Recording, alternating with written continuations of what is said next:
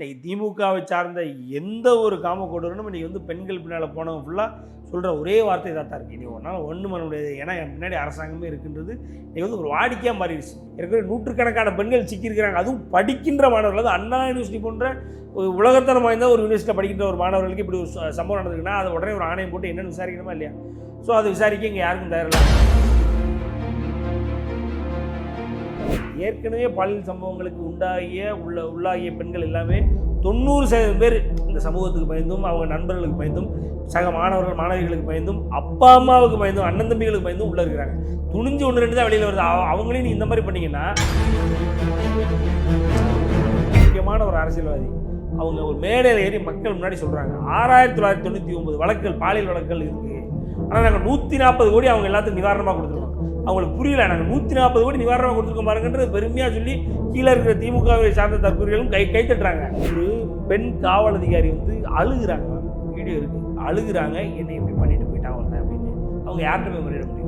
உங்களுக்கு எனக்கு ஒரு பிரச்சனைனா நம்ம போலீஸுக்கே ஒரு பிரச்சனை எங்கே போகணும் அப்படின்ற ஒரு சமூகத்தில் நம்ம வாழ்ந்துக்கிட்டு இருக்கோம். திமுகவினுடைய காம கொடூரர்கள் இன்றைக்கி வந்து எனக்கு தெரிய எல்லா இடத்துலையும் இருக்காங்க.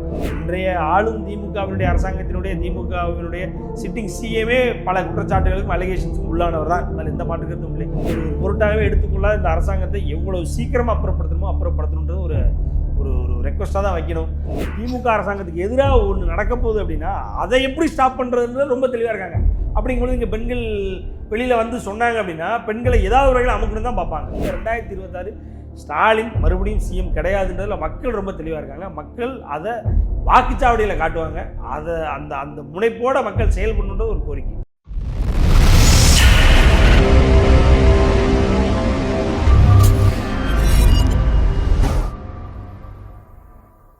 எஃப்டி பாலிடிக்ஸ் நேயர்களுக்கு வணக்கம். இன்னைக்கு நம்ம கூட அரசியல் விமர்சகர் சத்யன் ராமசாமி சார் இருக்கார். அவர் கூட பேசுவோம். வணக்கம் சார். வணக்கம் சார். தமிழ்நாட்டில் நாளுக்கு நாள் இந்த பாலியல் வழக்கு அப்படின்றது அதிகரிச்சுக்கிட்டே போகுது. இப்போ ரீசெண்டாக கூட விழுப்புரம் மாவட்டத்தில் டிஎம்கேவை சேர்ந்த ஒருத்தர் பாஸ்கர் அப்படின்றவர் மேலே பாலியல் புகார் வந்திருக்கு. இப்போ எல்லாம் அதை எதிர்த்து போராட்டம் பண்ணிட்டு இருக்காங்க. அவரோட உருவ சிலைகள் வச்சு அதை வந்துட்டு அடித்து அவங்களோட எதிர்ப்பை வந்து காமிச்சிட்டு இருக்காங்க. கண்டிப்பாக நீங்களும் பார்த்துருப்பீங்க. அதை பற்றி சொல்லுங்கள் சார். திமுக அரசாங்கம் வந்து எப்போவுமே வந்து ஊழல், லஞ்சம், அதே மாதிரி கடத்தல், திருட்டு, மணல் கொள்ளை அப்படி இப்படின்னு பல விஷயங்களில் வந்து பெயர் போனது மேம். ஒரு 5 ஆண்டுகளில் வந்து எப்படி பணத்தை அடிக்கணும்னு ரொம்ப துல்லியமாக நீட்டாக வேலை பார்த்து அடிச்சுட்டு போயிடுவாங்க. ஸோ மக்கள் ஒரு அதிருப்தி வந்துடும் அந்த 5 ஆண்டுகளில். அந்த 5 ஆண்டுகளில் அப்புறப்படுத்துவாங்க. இதுதான் திமுகவுடைய வரலாறு. ஒரு சைடில் எப்படி இந்த பணத்தை அடிக்கணுன்றது வந்து அவங்களுக்கு வந்து ரொம்ப முக்கியமானது, ஒரு இன்றியமையாததோ, அதே மாதிரி இன்னொரு சைடில் வந்து அவர்கள் வந்து அந்த பாலியல் சீண்டல், பெண்கள் மேலே அந்த வக்கர புத்தியினுடைய அந்த குரூர புத்தியினுடைய அலையிறதுன்றது திமுகவுக்கு ஏறக்குறைய அதுவும் வந்து ஒரு அவர்களுடைய காலம் தொட்டு காலமாக இப்போ வரைக்கும் பண்ணிகிட்டு இருக்காங்க. வேறு சினாரியோஸ் இருக்குது. அதாவது இதுவும் கடந்து போகின்ற மாதிரி ஒவ்வொரு தடவை நம்ம கடந்து தான் போகணும். திமுகவினுடைய அரசாங்கம் வந்து ஆட்சிக்கு வந்துருச்சுன்னா எப்படி மணல் மாஃபியா ஒரு சைடில் மற்ற விஷயங்கள்லாம் நடந்துக்கிட்டு இருக்கோ, இன்றைக்கி ஒரு மது போதை, அதே மாதிரி ஒரு சப்ஸ்டன்ஸ் அப்யூஸ்ன்னு சொல்லிட்டு நம்ம சமூக சீர்கேட்டுக்கு எப்படி ஒரு காரணமாக இருக்கிறாங்களோ, ஒரு சைடில் வந்து பெண்கள் வந்து நிம்மதியாக வாழவே முடியாது, மேலாக அவங்க வந்து பயம் இல்லாமல் கூட வாழ முடியாது அப்படின்ற ஒரு சூழ்நிலையில் எப்பவும் வாழக்கூடிய ஒரு காலகட்டம் தான் திமுகவுடைய அரசாங்கமாக இருந்து கொண்டிருக்கிறது. அதில் எந்த மாற்று கருத்தும் இல்லை. அதில் ஒரு இன்சிடென்ட்ஸ் தான் நீங்கள் சொன்ன அந்த ஏறக்குறைய வானூர் மேற்கு ஒன்றியத்தினுடைய தலைவராக இருக்கக்கூடிய பாஸ்கரன் என்பவர் வந்து அதுவும் வந்து கணவனோட இருந்து விவாகரத்து வாங்குறதுக்காக வெயிட் பண்ணிட்டு இருக்காங்க. அந்த பெண் பிரிந்து வாழ்ந்துட்டு இருக்காங்க. அவங்களுக்கு 9 வயசில் ஒரு மகன் இருக்காங்க. ஒரு வீடு கட்டணும்னு நினைக்கிறாங்க. அப்போ வந்து வீடு கட்டுறதுக்கான அந்த ஜல்லி, மணல், செங்கல் இது போன்ற விஷயங்களை வந்து சப்ளை பண்ணக்கூடிய நபராக வருகிறார் பாஸ்கரன் என்பவர். அப்போது உனக்கு வந்து நீ இப்போ பிரிஞ்சிருக்கிற, வந்து கணவன் இல்லாமல் இருக்கிற, எனக்கு கல்யாணம் ஆகலை அப்படின்னு சொல்லி யாரும் ஆசை வார்த்தை காட்டுகிறார். நான் உனக்கு கல்யாணம் பண்ணிக்கிறேன், நான் திமுகவில் ஒரு பெரிய பொறுப்பில் இருக்கேன், உன்னை நான் நல்லா வச்சுக்கிறேன், கண்களாக பார்த்துக்கிறேன் அப்படி இப்படின்னு சொல்லிட்டு இது ஒரு காதலாக மலரக்கூடிய ஒரு இடத்துக்கு போய் கொண்டிருக்கிறது. அதுக்கு முன்னாடியே பார்த்திங்க அப்படின்னா அவங்கள வந்து ஃபோர்ஸ் பண்ணி அந்த வல்லுநர் சம்பவத்தை அரங்கேற்றார். அதை அரங்கேற்றினதும் இல்லாமல் அதை வீடியோ கவரேஜ் வேறு எடுத்து வச்சுக்கிட்டு அந்த வீடியோவை வச்சு ஏறக்குறைய தினமும் டார்ச்சர் பண்ணுறாரு. தினமும் டார்ச்சர் பண்ணி அவருடைய ஆசைக்காக இணங்க வைக்கிறதுக்கான வேலைகளை பார்க்குறாரு. ஒரு 6 மாதமாக இது போயிட்டுருக்கு. அப்போது 6 மாதமாக போயிட்டுருக்கும் பொழுது இதை வந்து சகிக்கவே முடியாத இது வந்து எல்லை மீறி போயிட்டுருக்குன்னு தெரிஞ்ச அந்த பெண் வந்து ஏறக்குறைய அவங்க 6 மாதம் வெயிட் பண்ணியிருக்கக்கூடாது. பட் ஆனால் இப்படித்தான், அதாவது திமுகவினுடைய பொறுப்பில் நான் இருக்கேன் அப்படின்னோடனே அது பயப்படுறாங்க. ஏன்னா ஆளுங்கட்சி இன்னைக்கு திமுக அரசாங்கம்ன்றதுனால அது அதை மீறி நம்மளால் என்ன பண்ணிட முடியும்னு ஒரு பயத்தை வந்து அவர் வந்து ஒரு உள்ளூராக அந்த பெண்ணுக்கு வந்து ஊட்டுறார். ஸோ அதை மீறி ஒரு கட்டத்தில் இதுக்கு மேலே இருந்தால் சரி வராது அப்படின்னு சொல்லி விழுப்புரத்தில் ஒரு மகளிர் காவல் நிலையத்தில் போயிட்டு அவங்க புகார் கொடுக்கும் பொழுது தான் அவர் வந்து திமுகவை சார்ந்த ஒரு நபர்னு தெரிய வருது. திமுகவை சார்ந்த ஒரு நபராக இருந்தாலும் அவங்க போய் புகார் கொடுக்கும்போது கூட அது ஒரு வார்த்தை சொல்கிறாங்க. என்ன ஒரு வார்த்தை அப்படின்னா, பாஸ்கரன் என்ன சொல்கிறார் அப்படின்னா, உன்னால் ஒன்றும் பண்ண முடியாது, இப்போ இது வந்து ஒரு ட்ரெண்ட் ஆயிடுச்சு, என்னை மீறி உன்னால் ஒன்றும் பண்ண முடியாதுன்னு இன்றைக்கி திமுகவை சார்ந்த எந்த ஒரு காமக்கொடூரனும் இன்றைக்கி வந்து பெண்கள் பின்னால் போனவங்க ஃபுல்லாக சொல்கிற ஒரே வார்த்தை தான் இருக்குது. இனி உன்னால் ஒன்றும் பண்ண முடியாது, ஏன்னா என் பின்னாடி அரசாங்கமே இருக்குன்றது இன்றைக்கி வந்து ஒரு வாடிக்கையாக மாறிடுச்சு. நீங்கள் இந்த ஒரு சம்பவம் இன்றைக்கி ஏதோ ஒரு வகையில் வந்து இன்றைக்கி மக்கள் கொந்தளிப்புனால இன்றைக்கி வந்து ஒரு சிங்கிள் விமன் அப்படின்றத சிங்கிள் மதர்ன்றதுனால இன்றைக்கி மக்கள் கொந்தளிக்கிறாங்க. இன்றைக்கி திமுக அரசாங்கத்தை எதிர்த்து கேள்வி கேட்டதுனால இன்றைக்கி வந்து அட்லீஸ்ட் அவரை கைது பண்ணி உள்ளே கொண்டு போயிருக்கிறாங்க. நீங்கள் தெய்வ செயல் அப்படின்னு சொல்லி ஒருத்தர் அரக்கோணத்தில் ஏறக்குறைய 20லேருந்து 25 வயது மதிக்கத்தக்க பெண்கள் தான் அவருடைய டார்கெட்டே. இவர் யாருன்னா, அரக்கோணத்தில் உள்ள ஒரு இளைஞரனுடைய துணை அமைப்பாளர். இவர் என்ன பண்ணுறாரு, 20லேருந்து 25 வயது மதிக்கத்தக்க பெண்களை வந்து ஆசை வார்த்தை கூறி கல்யாணம் பண்ணிக்கிறேன்னு சொல்லி கல்யாணமும் பண்ணி திமுகவினுடைய மேல்மட்ட தலைவர்களுக்கும் திமுகவினுடைய சீனியர்ஸுக்கும் வந்து அந்த பெண்களை வந்து இவர் சப்ளை பண்ணுறாருன்ற அந்த வார்த்தையை சொல்ல கூச்சமாக இருக்குது. சப்ளை பண்ணுறாருன்ற வேலையை பார்த்துக்கிட்டு இருக்கார்.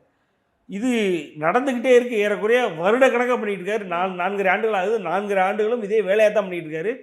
ஒரு கட்டத்தில் ஒரு பெண் துணிச்சலாக என்ன பண்ணுறாங்க அப்படின்னா, இல்லை இது வாய்ப்பு இல்லை, நீ என்னை கல்யாணம் பண்ணிக்கிறேன்னு சொன்னால் நான் நீ ஏமாத்துறேன், நீ வேறு மாதிரியான இடங்களில் நீ வேறு மாதிரியான ஒரு சூழலுக்குள்ளே நீ தள்ள பார்க்குற, இதனால் சம்மதிக்க முடியாது அப்படின்னு சொல்லி அந்த பெண் துணிஞ்சு போய் கேஸ் கொடுக்குறாங்க. ராணிப்பேட்டை காவல் நிலையத்தில் கேஸ் கொடுக்குறாங்க. ஒன்றும் காவல் நிலையத்திலேருந்து ஒரு காவலர்களும் எந்த ஒரு ஆக்ஷன் எடுத்த மாதிரி தெரியல.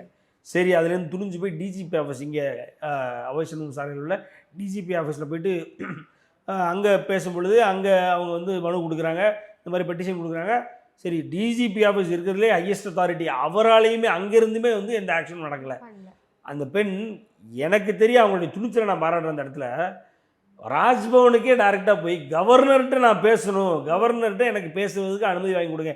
ஏன்னா திமுகவினுடைய ஒரு நபர், தெய்வச்செயல்ன்ற நபர் வந்து அரக்கோணத்திலிருந்து இப்படி திமுகவுடைய மேல்மட்ட தலைவர்களுக்கு பெண்களை வந்து ஏமாற்றி அந்த மாதிரியான தவறான ஒரு பாதைக்கு அழைத்து கொண்டு போயிட்டுருக்காரு. இதை நான் வந்து கவர்னர்கிட்ட சொன்னால் கரெக்டாக இருக்குன்னு ராஜ்பவனுக்கே போய் அங்கேயே நான் கவர்னரை சந்திக்கணும்னு கேட்குறாங்க. ஆனால் ஒரு முன்னளவு ப்ரோட்டோக்கால் இருக்குது இல்லைங்களா, நீங்கள் கவர்னர் சும்மா யாராலும் போய் பார்த்துக்க முடியாது, ப்ரோட்டோக்கால் இல்லாதனால இருங்க நான் பார்த்துக்கிறேன் அப்படின்னு சொல்லி அங்கே இருக்கிற பிரதமருடைய காவல் பணிக்காக இருக்கக்கூடிய காவலர்கள் அதற்கு வாங்கி அந்த மனுவை உள்ள அனுப்பி கவர்னருடைய டைரக்ஷனில் இந்த சம்பவம் துரிதமாக இது நீங்கள் ஆக்ஷன் எடுத்தாகணும், டிஜிபி ஆஃபீஸில் என்னென்ன நடந்ததுன்றது முதற்கொண்டு அந்த பெண் வந்து அந்த பெட்டிஷனில் கவர்னர்கிட்ட கரெக்டாக எழுதுனால டைரெக்டாக டிஜிபியை தொடர்பு கொண்டு இதை உடனே எடுத்து விசாரிங்க அப்படின்னு உடனே அதை எடுத்து விசாரித்து அவரை அதற்கப்புறமும் சஸ்பெண்ட் பண்ணுறாங்க. டிஎம்கே வந்து ஒரு வழக்கமாக வச்சுருக்கு. அப்படின்னா இவர்கள்லாம் வந்து ஒரு மிகப்பெரிய சொத்தாக பார்க்குது டிஎம்கே.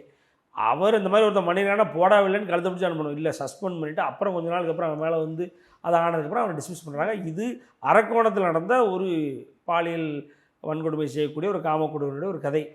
இதுதான் நீங்கள் சார் இன்றைக்கி இந்தியாவுக்கே தெரியும். தமிழ்நாட்டில் இப்படி யார் இந்த சார் அப்படின்னா, தமிழ்நாட்டினுடைய அரசாங்கமே இன்றைக்கி வந்து நிலகுலைஞ்சு போது ஏறக்குறைய தமிழ்நாட்டில் சட்டமன்றத்திலே அதை பற்றி பேசிட்டாங்க. அப்பவும் வந்து அதுக்கான தீர்வு இல்லை. ஞானசேகரன்றவன் இப்போ ஏறக்குறைய அங்கே உள்ள அந்த கப்புள்ஸ் அவங்க ஒரு வீக்கஸ்ட் மொமெண்ட்டில் இருக்காங்க, அதை ஃபுல்லாக அவன் கேப்சர் பண்ணுறான். கேப்சர் பண்ணி அதை வச்சு அவங்கள மிரட்டி நூற்றுக்கணக்கான பெண்கள் அதில் இருக்குது அப்படின்னு சொல்லி தைரியமாக ஒரு பெண் வந்து வெளியில் சொல்கிறான். இதில் நூற்றுக்கணக்கான பெண்கள் சிக்கியிருக்கிறாங்க அப்படின்னு சொல்லி சொல்கிறான். அது ஒரு பெண் வந்து தைரியமாக வெளியில் சொல்கிறான். ஆனால் அந்த பெண்ணுக்கு திமுக அரசாங்கத்தில் நடந்த அந்த ஞானசேகரன்றவன் திமுகவில் ஏறக்குறைய சிஎம்லேருந்து டெபுட்டி சிஎம்லேருந்து கனிமொழி அவர்கள்லேருந்து எல்லாரும் கூட இன்னும் ஃபோட்டோ இருக்குது. அவன் ப்ராப்பர் திமுககாரன். அவன் என்ன சொல்கிறான் அப்படின்னா, இந்த ஒரு சார் அவருக்கு தான் நான் பொண்ணு அனுப்புவேன் அப்படின்றான். அவன் அப்படி சொல்கிறான். அப்போது அந்த சார் யாருன்னு இங்கே இன்வெஸ்டிகேட் பண்ணுறதுக்கு யாருமே தயாராக இல்லை. அது இன்வெஸ்டிகேஷன் நடக்குதா நடக்கலையா?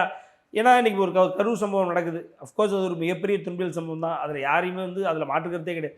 உடனே ஒரு ஆணையம் போட்டு அருணா ஜெகதீசன் அவர்கள் தலைமையில் அந்த ஆணையம் போட்டு அது விசாரிக்கிறீங்களா? இப்போ இதுக்கு ஏற்கனவே நூற்றுக்கணக்கான பெண்கள் சிக்கியிருக்கிறாங்க. அதுவும் படிக்கின்ற மாணவர்கள், அது அண்ணா யூனிவர்சிட்டி போன்ற உலகத்தரம் வாய்ந்த ஒரு யூனிவர்சிட்டியில் படிக்கின்ற ஒரு மாணவர்களுக்கு இப்படி ஒரு சம்பவம் நடந்திருக்குன்னா அது உடனே ஒரு ஆணையம் போட்டு என்னென்னு விசாரிக்கணுமா இல்லையா? ஸோ அதை விசாரிக்க இங்கே யாருக்கும் தயாரில்லை. அவன் என்ன சொல்கிறான், மாறாக அவன் சரி அவனை நீங்கள் அரெஸ்ட் பண்ணிங்க வச்சிங்க, திமுகலேருந்து வெளியே தூக்குனீங்க வச்சிங்கன்றதெல்லாம் இருக்கட்டும். இந்த பெண்ணினுடைய எஃப்ஐஆர் முதற்கொண்டு இந்த பெண்ணினுடைய ஃபோன் நம்பர் முதற்கொண்டு வெளியில் வந்தது. அதெல்லாம் தப்பா இல்லையா? அது எவ்வளோ பெரிய தவறு. ஒரு அரசாங்கம் இன்றைக்கி ஒரு ஆளுங்கட்சியை சார்ந்த ஒரு சம்பவம் நடந்திருக்கு. ஆளுங்கட்சியினுடைய பெரிய பெரிய தலைவர்கள்லாம் உள்ளே இருக்கட்டும். இது மாசு போன்றவர்களே இதில் வந்து மாட்டாங்க. சுப்பிரமணியன் போன்றவர்களே இன்றைக்கி ஹெல்த் மினிஸ்டராக இருக்கக்கூடிய அவரே வந்து இதை பற்றி ஒரு தகாத ஒரு கருத்தை சொல்லி மாட்டார். இப்படியான ஒரு திமுகவை சார்ந்த ஒரு சம்பவம் நடந்திருக்கு அப்படிங்கும் பொழுது அதை நீங்கள் கேட்கல, ரைட், ஓகே. அப்படி அட்லீஸ்ட் வந்து இந்த வெளியில் வந்து துணிச்சலாக இப்படி ஒரு சம்பவம் நடந்திருக்குன்ற இந்த பேச துணிவு இருந்த அந்த ஒரு பெண்ணை நீங்கள் சும்மா விட்டீங்க அப்படின்னா மாறாக அவன் மேலே இன்னும் அவங்க பேசின வீடியோவை அன்மார்க் பண்ணி எவ்வளோ வேலைகள் அவங்க அந்த மொத்த எஃப்ஐஆர் காப்பியில் அவங்க அட்ரஸ் மாதிரி டீட்டெயில்ஸ் எல்லாம் வெளியில் வந்தது. அவங்க ஃபோன் வெளியில் வந்தது. வாட்ஸ்அப்பில் அவங்கள சேட் பண்ணலான்னு லிங்க் வெளியில் வந்தது. அவ்வளோ அசிங்கப்பட்டாங்க அந்த பெண். இனிமேல் இந்த மாதிரி நடக்கும்போது அந்த பெண் வந்து எப்படி துணிஞ்சு இந்த மாதிரி இது போன்ற பெண்கள் ஏற்கனவே பாலியல் சம்பவங்களுக்கு உள்ளாகிய பெண்கள் எல்லாமே 90% பேர் இந்த சமூகத்துக்கு பயந்தும் அவங்க நண்பர்களுக்கு பயந்தும் சக மாணவர்கள் மாணவிகளுக்கு பயந்தும் அப்பா அம்மாவுக்கு பயந்தும் அண்ணன் தம்பிகளுக்கு பயந்தும் உள்ளே இருக்கிறாங்க. துணிஞ்சு 1-2 தான் வெளியில் வருது. அவங்களையும் நீங்கள் இந்த மாதிரி பண்ணிங்கன்னா இந்த மாதிரி ஒரு பொண்ணு போனால் அவங்களுக்கு இந்த மாதிரி தான் ஒரு சூழ்நிலை ஆச்சு, அது மாதிரி நமக்கு ஆயிடக்கூடாதுன்னு பயந்தானே வரும். இப்படிப்பட்ட பெண்களுக்கு பயத்தை நீங்கள் ஊட்டி நீங்கள் என்ன பண்ண போகிறீங்க? இது ஒன்றும் இல்லை மேம். இப்போ அவங்களுக்கு புரிதலே இல்லை. புரிதலே இப்படி இல்லைன்றது ஏன் சொல்கிறேன்னா, ஒரு பெண் அமைச்சர், திமுகவினுடைய ஒரு பெண் அமைச்சர் கீதா ஜீவன், அவங்க அப்பா தாத்தா காலத்துலேருந்தே அவங்க வந்து ஒரு திமுகவினுடைய ஒரு முக்கியமான ஒரு அரசியல்வாதி. அவங்க ஒரு மேடையில் ஏறி மக்கள் முன்னாடி சொல்கிறாங்க 6999 வழக்குகள் பாலியல் வழக்குகள் இருக்குது, ஆனால் நாங்கள் 140 கோடி அவங்க எல்லாத்துக்கும் நிவாரணமாக கொடுத்துருக்கோம். அவங்களுக்கு புரியல, நாங்கள் 140 கோடி நிவாரணமாக கொடுத்துருக்கோம் பாருங்கன்றது பெருமையாக சொல்லி கீழே இருக்கிற திமுகவை சார்ந்த தற்கொலைகளும் கைத்தட்டுறாங்க. ஆனால் இங்கே 6999 வழக்குகள் திமுக அரசாங்கத்தில் வெறும் பாலியல் வழக்குகள் மட்டும் இருக்குது அப்படிங்கிறது எவ்வளவு பெரிய விஷயம். அதில் திமுககாரனே பாதி பண்ணியிருப்பாங்க போல இருக்குது. அப்படிப்பட்ட ஒரு ஒரு சூழல் தான் இங்கே இருக்குது அப்படின்றத உண்மை. சரி, பொதுமக்களுக்கு தான் அப்படி நடக்குது அப்படின்னு பார்த்தா சாலிகிராமத்தில் தசரதபுரம்ன்ற ஒரு ஏரியாவில் அம்மா கனிமொழி அவர்கள் வந்து பேச வராங்க. ஏறக்குறைய ஒரு அரை மணி நேரம் அவருடைய உரை நடக்குது. இருக்கிறவங்க ஃபுல்லாக திமுக காரங்களாம் சுற்றி இருக்கிறாங்க. எல்லாமே கருப்பு சிவப்பு துண்டு போட்டிருக்காங்க, கருப்பு சிவப்பு கரைவெட்டி போட்டிருக்காங்க. ஏன்னா அம்மையார் கனிமொழி வருகிறார் அப்படிங்கும் பொழுது ஒரு கூட்டம் கூட்டுவாங்க. அப்போ கூட்டம் கூட்டும் பொழுது அங்கே நின்று இவர்களுக்கான காவல் பணி பார்த்து கொண்டிருக்கின்ற ஒரு பெண் காவலருடைய இடுப்பை கிள்ளிட்டாங்க. இது நடந்தது. எனக்கு தெரிய ஒரு பெண் சாமானிய ஒரு பெண் ஒரு குடியானவன் வீட்டிலேருந்து ஒரு பெண் வந்து சொல்கிறாங்கன்னா அது வேறு. ஒரு பெண் காவல் அதிகாரி வந்து அழுகுறாங்க. வீடியோ இருக்குது, அழுகுறாங்க, என்னை இப்படி பண்ணிட்டு போயிட்டான் ஒருத்தன் அப்படின்னு. அவங்க யார்கிட்ட போய் முறையிட முடியும்? உங்களுக்கு எனக்கு ஒரு பிரச்சனைனா நம்ம போலீஸுக்கே ஒரு பிரச்சனை எங்கே போகணும் அப்படின்ற ஒரு சமூகத்தில் தான் நம்ம வாழ்ந்துக்கிட்டு இருக்கோம். விருதுநகரில் இதே மாதிரி கூட்டு பாலியல் வன்கொடுமைன்றது ரொம்ப சர்வசாதாரணமாக போச்சு. அது ஒரு சைடில் போயிட்டே இருக்குது. எனக்கு இப்போ தான் ரீசெண்டாக பிருந்தாவன் நகரில் இதே கோயம்புத்தூரில் அந்த பிருந்தாவன் நகர் அங்கே 3 பேர் சேர்ந்து ஏறக்கூடிய 3 மணி நேரம் அந்த வல்லுநர் சம்பவத்தை அரங்கேற்றி போலீஸ் என்ன சொல்லுதுன்னா, நாங்கள் 100 பேர் அனுப்பி நாங்கள் நைட்டு ஃபுல்லாக தேடணும் அப்படிங்குது. 100 பேரை ஏறக்குறைய 300 மீட்டர் காரை ஐடென்டிஃபை பண்ணிட்டாங்க. ஒரு காருடைய கண்ணாடி உடஞ்சி அங்கே உள்ள அந்த பெண்ணை அரை நிர்வாணமாக அங்கேயே ஆக்கி அங்கேருந்து ஒரு பக்கத்தில் இருக்கிற மோட்டர் செட்டுக்கு கொண்டு போயிருக்காங்க. அந்த அந்த அந்த கேப், அந்த கார் உடஞ்சதுக்கும் அந்த மோட்டர் செட்டுக்கு உள்ள கேப்பே 300 மீட்டர் 300 மீட்டர்ஸ். அந்த இடத்துக்குள்ள 100 போலீஸை நான் போட்டு பார்த்துருக்கேன், தேடுதல் வேட்டையை நடத்தினேன் அப்படின்னு சொல்லி எஸ்பி சொல்கிறார். எஸ்பி சொல்லும் பொழுது அந்த பெண்ணு காலை 11:30 சம்பவம் நடக்க ஆரம்பிச்சிருக்கு. காலையில் 4 மணிக்கு போய் அரை நிர்வாணத்தோட ஒரு இடத்துல செவ்வறு ஏறி குதிச்சு ஒரு அப்பார்ட்மெண்ட்டுக்குள்ளே போய் அங்கே உள்ளவங்கள தட்டி எழுப்பி அவங்க தான் போலீஸுக்கு துப்பு கொடுத்து போலீஸ் இங்கே இருக்காங்க அப்படின்னோடனே போலீஸ் வந்து அப்போ இவங்க 100 பேர் உள்ளே போய் எங்கே என்ன பண்ணாங்க? 4 மணி நேரம் இந்த சம்பவம் நடந்திருக்கேன், இது யார் கேட்க முடியும்? யாரும் கேட்க முடியல. அதே மாதிரி சரி, இதாவது ஒரு குடி போதையில் ஒரு சாதாரண ஒரு 3 இளைஞர்கள் பண்ணாங்கன்னு வைங்களேன். திமுகவை சார்ந்த ஒரு இளைஞர் கூட்டம் 3 பேரோ 4 பேர், அதில் ஒரு ஜூனைல் வேறு, அதாவது 18 வயசு கீழே உள்ள ஒரு படிக்கின்ற மாணவன் ஒருத்தன், 4 பேர் சேர்ந்து விருதுநகரில் இப்படித்தான் ஒரு பெண்ணை ஒரு வன்முணர்வு பண்ணி அந்த பெண் வந்து துணிஞ்சு இதே மாதிரி கேஸ் கொடுத்து அதுக்கப்புறம் பார்த்தா எல்லாரும் திமுகவினுடைய மாணவரணி இளைஞரணியில் இருக்கக்கூடிய பசங்க. அதில் ஒரு பையன் படிக்கிற பையன் கடைசியில் அவனுக்கு வந்து இதில் அவனை பயமுறுத்தி தான் கூப்பிட்டு போனாங்க, அவனை வந்து சும்மா கூட தான் வச்சுருந்துருக்காங்கன்னு சொல்லி அந்த பையனை ரிலீஸ் பண்ணாங்க. இந்த 3 பேரையும் அதுக்கப்புறம் திமுகவில் வழக்கம் போல் சஸ்பெண்ட் பண்ணி டிஸ்மிஸ் பண்ணி வெளியில் அனுப்புனாங்க. ஸோ திமுகவினுடைய காம கொடூரர்கள் இன்றைக்கி வந்து எனக்கு தெரிய எல்லா இடத்துலையும் இருக்காங்க. இதில் ரொம்ப ரொம்ப மோசமாக ஒரு சம்பவம் நடந்தது, சொல்லவே மனசு கஷ்டமாக இருக்குது. ஒரு பெண், ஒரு சிறுமி, அந்த சிறுமி வந்து பாலியல் சீண்டலுக்கு உள்ளாகி அவ வந்து பார்த்தீங்கன்னா ஒரு திமுகவினுடைய அபிமானி, இன்னும் அவருடைய பேர் வெளியில் வரல. வந்தால் எனக்கு சொல்கிறதுக்கு என்ன இருக்குது, அந்த திமுகவினுடைய அபிமானி தான் அவர் எப்படி பண்ணியிருக்காங்க, அந்த பொண்ணை சிறுமியை எப்படி பண்ணியிருக்காங்க. அந்த பொண்ணினுடைய தாய் தந்தை உறவினர்லாம் சேர்ந்து போய் கேஸ் கொடுக்க போகிறாங்க. கேஸ் கொடுக்கும் பொழுது அந்த கேஸை எடுத்துக்காமல் மாறாக உங்கள் அப்பா தான் உன்னைய இந்த மாதிரி பாலியல் சீண்டல் பண்ணார் அப்படின்ற மாதிரி எழுதி கொடு அப்படின்னு அந்த பொண்ணை டார்ச்சர் பண்ணுறாங்க. ஆமாம் நான் தான் பண்ணேன், தெரியாமல் பண்ணிட்டேன், மன்னிப்பு கேட்குறேன் அப்படின்னு சொல்லி நீ எழுதி கொடு அப்படின்னு சொல்லி அப்பாவுக்கு டார்ச்சர் வேறு. எப்படி சரி முடியவே முடியாது, இந்த அப்பா நிற்கிறார், முடியவே முடியாது, நான் தற்கொலை வேணாலும் பண்ணுறேன், இது என்னால் பண்ண முடியாது அப்படின்னு நிற்கிறார். அப்படி நிற்கிறாரு. அவர் என்ன பண்ணுறாருன்னா, அவருக்கு தெரிஞ்ச ஒரு பாஜகவை சார்ந்த ஒரு வழக்கறிஞர் மூலமாக கேஸு பெட்டிஷன் போடுறாங்க. சுவமோட்டோவா உயர்நீதிமன்றம் என்ன பண்ணுதுன்னா, அந்த கேஸை எடுத்துக்கிட்டு ஆமாம் இன்வெஸ்டிகேட் பண்ணுங்கன்னு சொல்லுது. சொன்னதுக்கப்புறம் இன்வெஸ்டிகேஷன் ஸ்டார்ட் பண்ணுறாங்க. இது நடந்த ஒரு உண்மை. எப்படி நீ என்னவோ பண்ணு, ரைட், ஓகே, உன்னுடைய சபலத்துக்காக நீ என்னவோ பண்ணுற, நீ பண்ணுற மாட்டாமல் போடல, வேறு ஏதாவது பண்ணு. ஒரு பெத்த அப்பனே நீ போய் நீ தான் பண்ணேன்னு சொல்ல சொன்னால் அவன் அதுக்கப்புறம் அவன் வாழ்ந்து என்ன பண்ணுவான்? அவனுக்கு அவனுடைய வாழ்க்கையினுடைய நோக்கம் என்ன முடிஞ்சதில்ல. அதுக்கப்புறம் அவன் செத்துற வேண்டியதானே. அவனுக்கு அப்படி தானே தோணும். ஒவ்வொரு அப்பாவுக்கும் தெரியுமா அது அப்படி பண்ணுறாங்க. இதில் இன்னொரு ட்விஸ்ட் வேறு. சரி, அந்த இன்வெஸ்டிகேஷன் ஸ்டார்ட் ஆயிடுச்சு. இன்வெஸ்டிகேஷன் ஸ்டார்ட் ஆனதுக்கப்புறம் ஒரு அதிமுகவை சேர்ந்த அந்த ஏரியாவில் இருக்கக்கூடிய, குறிப்பாக அந்த தெரு, அதுக்கு அடுத்த தெருவு எங்கேயோ இருக்கக்கூடியவர் இவர் தான் பண்ணாருன்னு மாற்றுறாங்க. இது இன்வெஸ்டிகேஷன் ஸ்டார்ட் பண்ணதுக்கப்புறம் அப்போ கூட அதிமுக, அப்போ இப்போவும் அந்த திமுக அபிமானி யாரும் கிடையாது. ஆனால் திமுக அபிமானின்னு எனக்கு தெரியும். நான் ஒரு 10 பேப்பர் நியூஸ் பார்த்துட்டேன். பாலிமர் எவ்வளவோ இறங்கி வேலை பார்ப்பான், அவனே அதிமுக அபிமானின்னு போடுறான். ஏன்னா அவனுக்கே இன்ஃபர்மேஷன் கிடைக்கல. அப்படி இங்கே ரொம்ப கோரமான விஷயங்கள் நடந்துக்கிட்டு இருக்குது திமுக ஆட்சியில். குறிப்பாக திமுகவை சார்ந்த நபர்கள் பண்ணிக்கிட்டே இருக்காங்க. இதற்கு ஒரு எண்டே கிடையாதுன்ற மாதிரி போயிட்டு இருக்காங்க. திமுகவினுடைய தலைவர்களே, மிகப்பெரிய தலைவர்களே பார்த்திங்க அப்படின்னா வீடியோ வர்ற அளவுக்கு மோசமான பாலியல் சம்பவங்களில் உள்ளெல்லாம் போய் அதை மாதிரி இன்றைய ஆளும் திமுகவினுடைய திமுகவினுடைய சிட்டிங் சிஎம்ஏ பல குற்றச்சாட்டுகளுக்கும் அலிகேஷன்ஸுக்கும் உள்ளானவர் தான். அதில் எந்த மாற்றுக்கருத்தும் இல்லை. ஸோ அதனால் இன்று பெண்களுக்கான சூழல், வாழுகின்ற சூழல் இருக்கா அப்படின்னா இல்லை மேம். சரி, அவங்களுடைய முன்னேற்றத்துக்காக வேலை நடக்குதுன்னு சும்மா ஒரு பேச்சா ஒரு இடத்துல சொல்கிறாங்களே ஒழிய அதை செய்து காட்டுறாங்களான்னா இல்லை. மாறாக அவங்க வாழ்வாதாரத்துக்கான ஒரு அச்சுறுத்தலை உண்டு பண்ணிக்கிட்டு இருக்க அரசாங்கம் தான் இன்றைக்கி இருக்கே ஒழிய, குறிப்பாக அந்த கட்சி நீ என்ன வேணாலும் பண்ணிக்கோ அப்படின்ற, என்ன ஒன்றும் பண்ண முடியாது. ஏன்னா எனக்கு பின்னாடி திமுக இருக்குது, என் முன்னாடி ஸ்டாலின் இருக்கார், உதயநிதி ஸ்டாலின் இருக்காருன்ற அதே மனப்பான்மை, அதே போக்கோட தான் அவங்க துணிஞ்சு இன்றைக்கி பெண்கள் மேலே கை வைக்கிறாங்க. அதில் எந்த மாற்றுக்கருத்தும் இல்லை. ஸோ அதனால் அப்படி பெண்களை துச்சமாக மதிக்கக்கூடிய ஒரு பொருட்டாகவே எடுத்துக்கொள்ளாத இந்த அரசாங்கத்தை எவ்வளோ சீக்கிரமாக அப்புறப்படுத்தணுன்றது ஒரு ஒரு ரெக்வஸ்ட்டாக தான் வைக்கணும். ஏன்னா இன்றைக்கி ஒரு நம்ம 4.5 ஆண்டுகள் இன்றைக்கி எடப்பாடியார் அவர்கள் இருக்கும் பொழுது அட்லீஸ்ட் ஒரு நிம்மதியான ஒரு வாழ்க்கை இருந்தது. பெண்கள் இன்றைக்கி பயப்படாமல் ஒரு இருக்கக்கூடிய வாழக்கூடிய ஒரு காலச்சூழல் அப்போ இருந்தது. அப்படியான ஒரு காலச்சூழலாக மறுபடியும் வரட்டுன்ற ஒரு எதிர்பார்ப்பாக தான் இருக்கிறேன். இன்றைக்கி மக்கள் ஈஸியாக அணுக முடியுது மேம். எடப்பாடியார் சும்மா சொல்லலை, இவ்வளோ பிரச்சனைகள் இருக்கும் பொழுது ஈஸியாக இன்றைக்கி ஒரு தலைவரை அணுக முடியுது. ஒரு ஸ்டாலினை போய் அணுக முடியும்னா முடியல. இன்றைக்கி ஊட்டியில் தேயிலை தோட்டத்தில் ஒரு தேயிலை பறிக்கக்கூடிய பெண்கள் அங்கே எடப்பாடியார் வராருன்னு உடனே கடன்னு பறித்த தேயிலைகள்லாம் எடுத்துகிட்டு ஓடி வந்து அவர் கையில் கொடுக்குறாங்க. இலையை நம்பி தான், இந்த இலையை நம்பி தான் நாங்கள் இருக்கோம், இலையை நம்பி தான் நாங்கள் இருக்கோம்னு, ரெட்டலையை நம்பி தான் நாங்கள் இருக்கோம்னு சொல்லாமல் சொல்கிறாங்க பெண்கள். அது ஒரு சாமானியன இன்றைக்கி ஒரு யதார்த்தமாக அவரை போய் சந்திக்க முடிஞ்சு அவங்க பிரச்சனையை சொல்கிறாங்க. கிலோ எவ்வளோமா வாங்குறாங்க அப்படின்றாரு எடப்பாடியார். 12 ரூபாய்க்கு வாங்குறாங்க. சரி கம்மியாக இருக்குது அப்படின்றார் அவரே. அப்போ வேறு என்ன, இப்படி தான் அவங்க வாழ்வாதாரத்துக்கு என்ன தான் வழி இருக்குது? எழுதாமா இருக்கும் பொழுது எங்களுக்கு 2 ரூபா 3 ரூபா மானியெல்லாம் கொடுப்பாங்க, இப்போ அதெல்லாம் கொடுக்க மாட்றாங்க, நீங்கள் சீக்கிரம் வாங்க, வந்தால் தான் எங்களுக்கு கொடுக்க முடியும் அப்படின்னு சொல்லி முறையிடுறாங்க.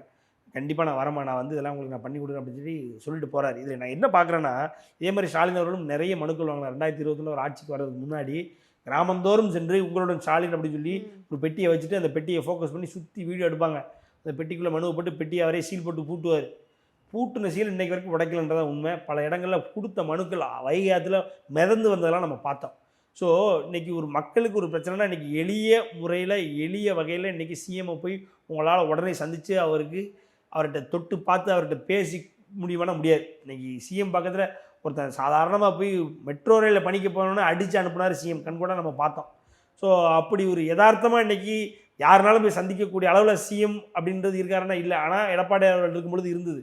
ஸோ அப்படிப்பட்ட ஒரு ஆட்சி வரணும், மறுபடியும் அதிமுக ஆட்சி மலரணுன்றது தான் இன்றைக்கி ஏகோபித்த எண்ணமாக இருக்குது. குறிப்பாக பெண்கள் அதை தான் விரும்புகிறாங்க. அவர் ஒரு இடத்துல பேசிக்கிட்டு இருக்காரு, பேசும்போது அண்ணா நீங்கள் எப்போனா வருவீங்கன்னு கீழேருந்து ஒரு பெண் தான் கேட்குறாங்க. அதே மாதிரி இங்கே சீக்கிரம் வந்துடுறமா, 2006 வந்துடுறமா, 2026 வந்துடுறமா அப்படின்றாரு அவர்.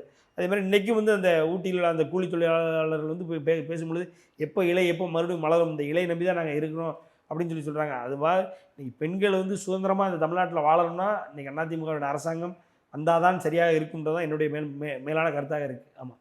சரி, இப்போ ரீசெண்ட் டைம்ஸில் வந்து இந்த பாலியல் புகார்லாம் வருது அப்படின்னா, அதுவும் செலக்டடாக வந்துட்டு இந்த காலேஜ் ஸ்டூடெண்ட்ஸ், ஸ்கூல் ஸ்டூடெண்ட்ஸ்க்குலாம் வருதுன்னா, அவங்க வந்துட்டு ஒரு கீயாக யூஸ் பண்ணுறது அப்படின்னா, உன்னோட வீடியோ என்கிட்ட இருக்குது, ஆடியோ என்கிட்ட இருக்குது அப்படின்ற ஒரு விஷயம் தான்.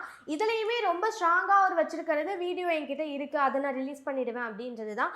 அதெல்லாம் தாண்டி ஒரு பெண் வந்துட்டு தைரியமாக வந்து இவளுக்கு நடந்த அநியாயத்தை சொல்கிறா அப்படின்னா, மொத்தமாக அந்த பெண்ணை டேமேஜ் எப்படிலாம் பண்ணலாம், அந்த பெண் அதுதான் இங்கே பிரச்சனை. இப்போது பெண்கள் தான் துணிஞ்சு வந்து கேஸ் கொடுக்கணுன்ற அளவுக்கு இருக்குது.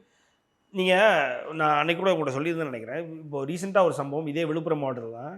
இதே விழுப்புரம் மாவட்டத்தில் இளங்கோன்னு நினைக்கிறேன், ஒரு போலீஸ்காரரே என்ன பண்ணார் அப்படின்னா, ஒரு 12வது படிக்கிற மாணவன் ஒரு 10வது படிக்கிற மாணவனை கூப்பிட்டு வா ஓடி போயிடலான்னு ஓடி போகிறான். இது வந்து கிராமங்களில் நடக்கும், எல்லா இடங்களையும் பார்க்குறோம். அப்போது அந்த போலீஸ்ட்டை மாட்டிக்கிறாங்க. போலீஸ்ட்டை மாட்டிக்கிட்டோன்னே அந்த 12வது படிக்கிற மாணவனை அடித்து, நியாயம்தான், அடிக்கிறது தப்பு கிடையாது, அதை அடித்து ஒழுங்காக வீட்டுக்கு போடாது, வயசாடா படிக்கிற ஓடி போகிற வயசாடா அப்படின்னு சொல்லி அடித்து வீட்டுக்கு அனுப்புகிறாரு. அந்த 10வது படிக்கிற அந்த பெண்ணை அவன் வீடு எங்கம்மான்னு சொல்லி ஏறி உட்காருன்னு சொல்லி ஏறி உட்காந்து பைக்கில் போகும்போது இந்த போலீஸ்காரர் இளங்கோன்ற போலீஸ்காரர் அந்த பெண்ணுக்கு பாலியல் சென்டர் கொடுக்குறாரு பைக்கில் போகும்போது. சரி அப்படின்னு சொல்லி போகிற வழியில் நான் அவனை போலீஸ் ஸ்டேஷன் கூட்டு போகிறேன், அவனை வீட்டுக்கு கொண்டு போய் ஒப்படைச்சிட்றேன்னு சொல்லி ஒரு தனியாக, அதாவது ஆள் ஆரம்பில்லாத ஒரு இடத்துக்கு கூட்டு போய் அங்கே வச்சு பாலியல் ஹாரஸ்மெண்ட் பண்ணுறா, செக்ஷுவல் ஹாரஸ்மெண்ட் பண்ணும்போது அந்த பொண்ணு ரெசிஸ்ட் பண்ணுறா. இந்த பொண்ணு ரெசிஸ்ட் பண்ணிவிட்டு சரி நடந்து யார்ட்டையும் சொல்லாத அப்படின்னு சொல்லி இந்த பொண்ணை மிரட்டி வீட்டில் கொண்டு போய் வீட்டில் ஒரு இந்த பொண்ணு 2 நாள் வீட்டில் எதுவுமே சொல்லலை. 3வது நாள் ஏன் ஒரு மாதிரி இருக்குன்னு அவங்க அம்மா கேட்கவும் அதுக்கப்புறம் சொல்லி அதுக்கப்புறம் அது கேஸ் ஆகி அதுக்கப்புறம் விழுப்புரம் மகளிர் காவல் நிலையத்துக்கு போய் அதுக்கப்புறம் தான் இளங்கோன்றவர் அரெஸ்ட் பண்ணுறாங்க. ஸோ இன்றைக்கி பெண்களாக வந்து போய் சொன்னாதான் இன்றைக்கி வந்து இந்த மாதிரியான சம்பவங்கள்லாம் வெளியே தெரிகிற அளவுக்கு பெண்களை மிரட்டி உருட்டி வைக்கிறாங்க ஏற்கனவே. அதில் இந்த நீங்கள் சொன்ன இந்த வீடியோ விட்றேன் அப்படின்னா பெண்கள் ஆட்டோமேட்டிக்காக பயப்படுறாங்க. ஏன்னா இன்றைக்கி அவங்களுடைய சமூகம் இன்றைக்கி இப்படி தான் இருக்குது. எவ்வளோ தான் நம்ம விமன் எம்பவர்மெண்ட் பேசினாலுமே இன்றைக்கி ஒரு விஷயத்தில், இந்த மாதிரியான விஷயத்தில் ஒரு பெண் வந்து ஈடுபட்டிருக்கா அப்படின்றது வெளியில் தெரிஞ்சிச்சுன்னா எல்லாரோட கண்ணோட்டமும் மாறிடுது. அப்போ மாறி இருக்கும் பொழுது அதற்கு பயந்து போய் அந்த பெண்ணோ அந்த பெண்ணுடைய தாயோ தந்தையோ இன்றைக்கி வந்து அந்த விஷயத்த எப்படி மறைக்கணும்னு தான் நினைக்கிறாங்க. அதை மீறி இன்றைக்கி ஒரு சில பேர் தான் வெளியில் வராங்க. அப்படி வெளியில் வரவங்களும் இன்றைக்கி வந்து த்ரெட் இருக்குது, பயம் இருக்குது அப்படின்றது தான் இந்த ஆட்சியினுடைய நிதர்சனமாக இருக்குது. அப்போது இது எல்லாத்துக்குமே வந்து இது வந்து ரொம்ப இன்றைக்கி வந்து இம்பார்ட்டண்ட்டாக எடுத்துக்கக்கூடிய ப்ரையாரிட்டைஸ் பண்ணக்கூடிய ஒரு அரசாங்கம் வரணுன்றது தான் இங்கே ஒரு தேவையாக இருக்குது. ஏன்னா இந்த திமுக அரசாங்கம் இதெல்லாம் ப்ரையாரிட்டைஸ் பண்ணுது அப்படின்னா இன்றைக்கி அவங்க ஆட்சியில் நடக்கிற பிரச்சனைகளை, அதாவது அதை மறைக்கிறதுக்கு என்ன வழி தான் பார்க்குறாங்க.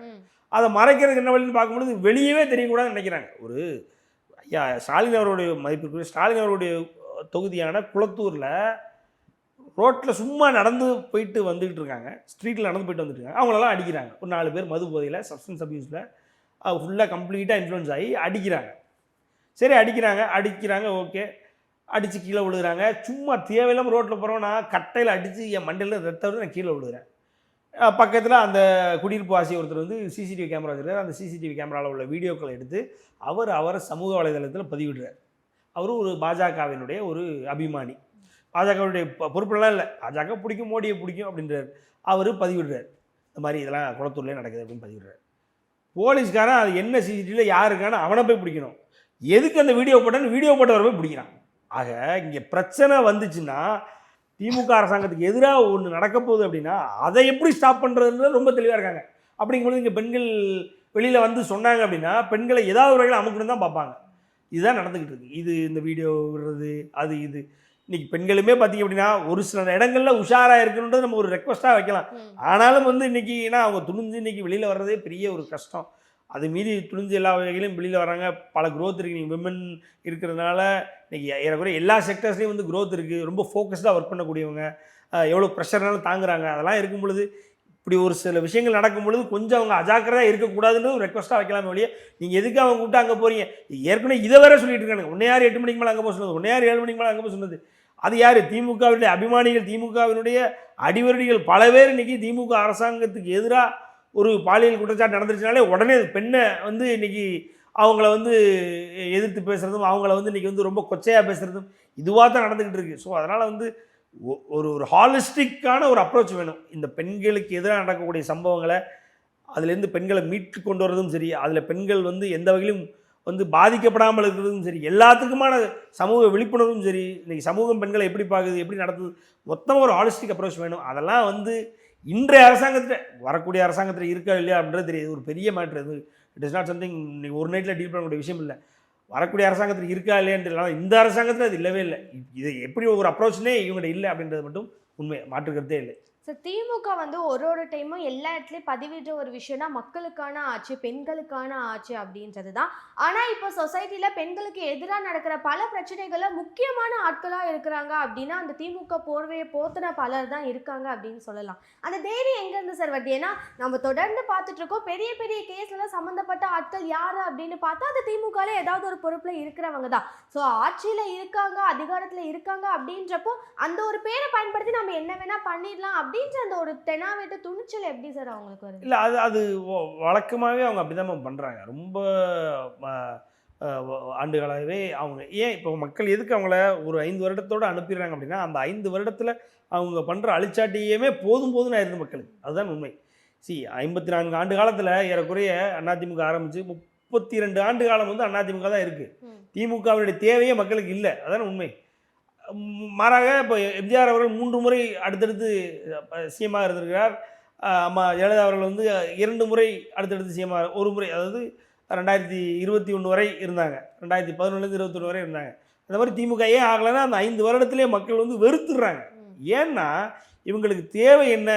ஆட்சி அதிகாரத்தில் நம்ம இல்லை என்றாலும் கூட நமக்கு தேவையான பணம் நம்மளிடம் இருக்க வேண்டும். எதிர்க்கட்சியாக இருக்கும் பொழுதோ இல்லை எதிர்க்கட்சியாக இல்லாத நிலைமையில் 3ஆம் தரத்தில் இருக்கும் பொழுது கூட நம்மளுடைய வாழ்வாதாரத்துக்கு நம்ம வந்து நாளப்பின்னா என்ன சொல்கிறது, அடுத்த எலெக்ஷன் வந்தால் அதுக்கு செலவழிக்கிறதுக்கு அதுக்கு உண்டான பண வழிமுறை நமக்கு என்னென்ன வகையில் இருக்குன்றதான் பார்க்குறாங்க. இன்றைக்கி ஏறக்குறைய மணல் மாஃபியா 9 அமைச்சர் ஈடியினுடைய வளையத்தில் இருக்காங்க. அதில் 2 அமைச்சர் வந்து குறிப்பாக சாண்ட் மைனிங் நீ மணல் கொள்ளைன்றது ரொம்ப யதார்த்தமாக ரொம்ப சாதாரணமாக பண்ணிகிட்டு இருக்காங்க. இன்றைக்கி சியாமணி அவர்கள், அதாவது கௌதம் சியாமணி அவர்கள் யார் பார்த்திங்க அப்படின்னா இவருடைய மகன் பொன்முடி அவருடைய மகன் கௌதம் சியாமணி அவருடைய சொத்துக்கள் பூராமே ஏறக்குறைய 300 400 கோடி சொத்துக்கள் முடக்கப்பட்டிருக்குது.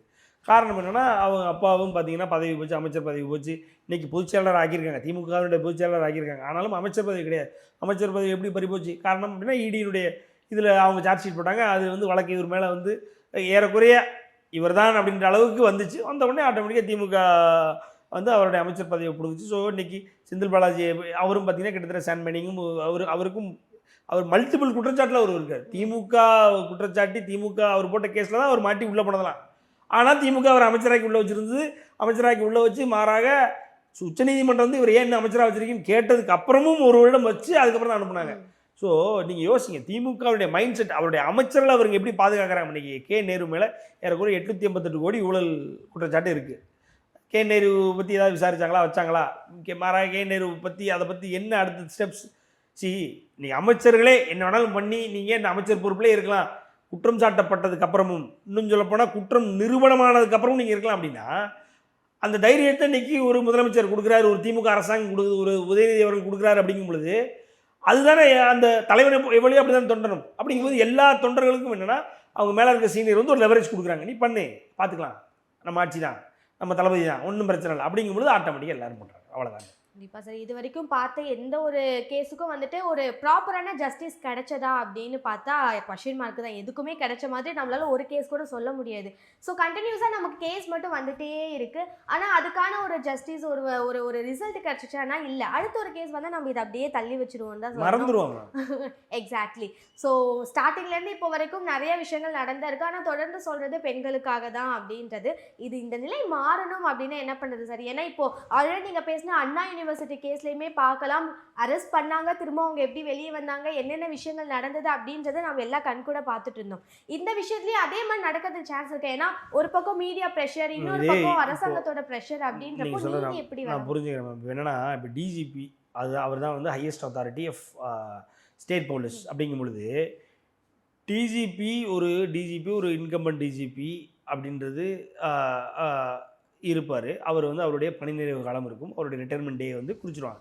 இந்த தேதியில் இவர் ரிட்டைர்மெண்ட் போகிறார் அப்படின்னா யூஸ்வலாக for any state, any given state என்ன பண்ணுவாங்கன்னா 6 மாதத்துக்கு முன்னாடியே who is the next eligible டிஜிபின்னு ஒரு லிஸ்ட் எடுத்து அவங்கள தில் ஸ்டார்ட் ட்ரைனிங்.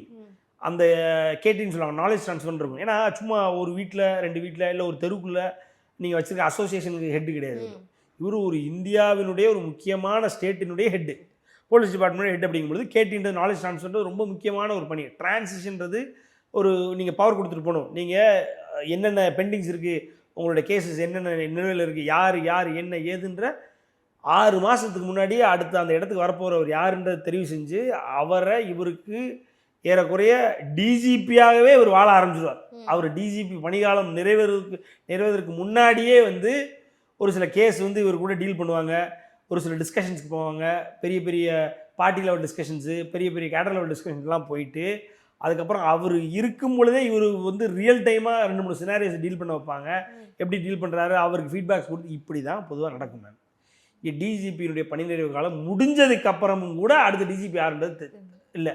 இத்தனைக்கும் தேர்வாணையம் என்ன பண்ணுது அப்படின்னா எழுதி ஒரு லிஸ்ட்டு கொடுக்குது. இந்த பாருங்கள் 6 பேர், இந்த 6 பேர் வந்து அடுத்த பொட்டன்ஷியல் டிஜிபி கேண்டிடேட்ஸு, இதுலேருந்து ஒருத்தர் எடுத்துக்கோங்கன்னு சொல்லி கொடுக்குது. திமுக அரசாங்கம் அதை எடுத்து பார்க்குது. எடுத்து பார்த்துட்டு இதில் எவனும் நமக்கு ஜாலரா அடிக்க மாட்டான், எவனும் நமக்கு சொம்பு தூக்க மாட்டான், இவன் வச்சா நமக்கு கேள்வி கேட்பானுங்க, நம்மளை எடுத்து கேள்வி கேட்பானுங்க.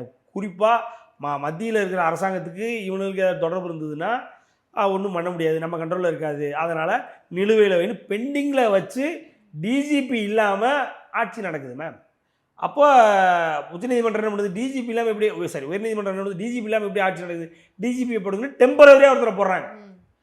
அப்போ இது எதுக்கு சொல்ல வரேன்னா, நீங்கள் கேட்டிங்க இல்லையா அந்த கேள்வி, இது இப்படியே நடந்துக்கிட்டு இருக்குது, இது என்னதான் ஒரு வழி. நீங்கள் டிஜிபியே இல்லாமல் இருந்ததுன்னா ஆட்டோமேட்டிக்காக அடுத்த போலீஸ் ஹைரார்க்கின்றது நம்ம படிநிலைன்றது என்ன, ஒரு லெவலில் அடுத்தடுத்து ஒரு தலைவன் இருப்பான், அந்த தலைவனை பார்த்து நான் பயப்படுவேன், அவனுக்குன்னு ஒரு அதிகாரி இருப்பான், அந்த அதிகாரி பார்த்து நான் பயப்படுவேன். அப்படி இப்போ மேலேயே ஒரு அதிகாரி இருக்கும்போது அவருக்கு அடுத்த ஸ்டெப்பில் இருக்கும், அவருக்கு கொஞ்சம் லெத்தார்ஜிக்காக இருப்பான். அப்புறம் கேள்வி இருக்காங்கன்னா அவன் அடுத்து அவனுக்கு கீழே இருக்கவனை கேள்வி கேட்க மாட்டான். ஸோ அப்படியே அந்த லெத்தார்ஜினஸ் வந்து கீழே வந்து கடைநிலை வரைக்கும் இன்றைக்கி இருக்குது, கடைசி நிலையில் இருக்குது. நீங்கள் அதுதான் ஒரு கிரேட் 1 கிரேட் 2 கான்ஸ்டபிள் வந்து தக்காளி வெங்காயம் வைக்க வந்த ஒரு லேடியை, திருவண்ணாமலைக்கு வந்த லேடியை அவங்க அம்மா முன்னாடியே வன்மனூர் பண்ணுறாங்க. கிரேட் 1 கிரேட் 2 கான்ஸ்டபிள்லே இப்படி பண்ணுறாங்கன்னா இப்போ நமக்கு ஒரு கான்ஸ்டபிள் வந்து பயம் வருமா வராது? ஒரு பெண் வந்து இந்த மாதிரி ஒரு சம்பவத்தை படிச்சுட்டு ஒரு கான்ஸ்டபிள் ஆகும்போது ஒரு பயம் வருமா வராது? இது ஏன் வருது அப்படின்னா தலைமை இல்லை. ஸோ முதல்ல வந்து இது எப்படி சரி பண்ணணும்னா, முதல்ல நீங்கள் சரியான தலைமையை போடுங்க. போலீஸ் டிபார்ட்மெண்ட்டை வழி நடத்துறதுக்கே நீங்கள் ஒரு தேவை இருக்குது. அப்போ அந்த தேவையை நீங்கள் பூர்த்தி பண்ண நீங்கள் வந்து முயற்சி பண்ணல அப்படின்னா அப்புறம் எப்படி நீங்கள் சட்ட ஒழுங்கை பாதுகாப்பீங்க? சட்ட ஒழுங்கு எப்படி சரியாக இருக்கும்? பெண்களுக்கு எதிரான குற்றம் எப்படி குறையும்? ஸோ அதனால் வந்து இங்கே ஆரம்பமே கிரக்ஸே இங்கே வந்து it is not right, it is very wrong. பேஸே இல்லாமல் இங்கே ஏதோ வந்து மக்களுக்காக இன்றைக்கி ஒரு 4-5 வீடியோவை எடுத்துகிட்டு அந்த வீடியோவை போட்டு இந்த திட்டம் அந்த திட்டம் அதே சொல்லி திருப்பி அதே சொல்லி மக்களை ஏமாற்றிடலாம்.